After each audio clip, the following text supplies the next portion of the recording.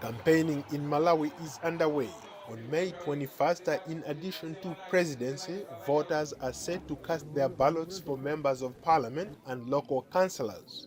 The wealth and patronage networks of the three main political parties are driving the country's politics. President Peter Mutharika, Democratic Progressive Party, continues to tell his thousands of supporters he will continue to act on his election promises from his 2014 victory to rid Malawi of endemic corruption, fix the economy, and tackle violence against women and people with albinism.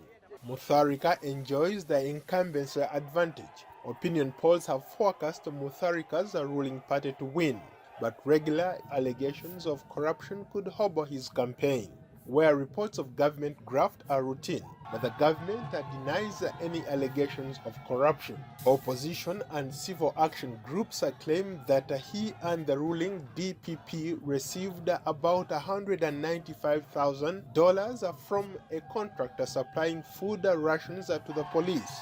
This election pits President Peter Mutharika against Saulos Chilima. Political analysts say Chilima is seen as the biggest threat to Mutharika. Chilima quit the ruling party in July of 2018 in protest of alleged corruption. The former ally turned foe has launched a series of bitter attacks on the president and hopes to win power as the head of a new opposition party, the United Transformation Movement.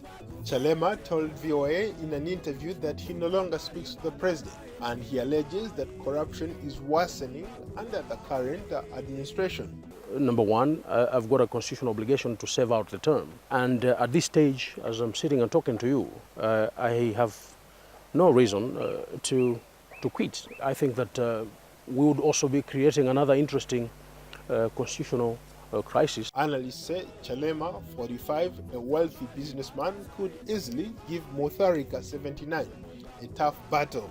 Meanwhile, former President Joyce Banda has dropped out of the race for president and plans to ally with Lazarus Chakwera, the presidential candidate for the Malawi Congress Party, the biggest opposition group. I've withdrawn my candidature and gladly and positively endorsed the candidature of Dr. Lazarus Chakwera. Her announcement could be a game changer ahead of the elections. But critics have questioned the alliance, saying it appears former President Banda is not politically loyal to any particular ideology. Lazarus Chakwera claims President Mutharika has failed Malawians in many areas, justifying the need for a new leader. On democracy, President Mutharika has really been average.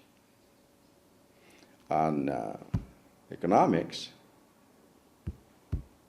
he's been below average. If you look at on development, then he's been poor. For voters in Malawi, the presidential election is critical, and a stronger leadership is vital. The nation is heavily dependent on foreign aid and is arguably one of the poorest countries on earth. Over 50% of the country's population live well below the poverty line. Agriculture accounts for 1/3 of its GDP, and 85% of its people survive on subsistence farming. Paul Ndiho, VOA News.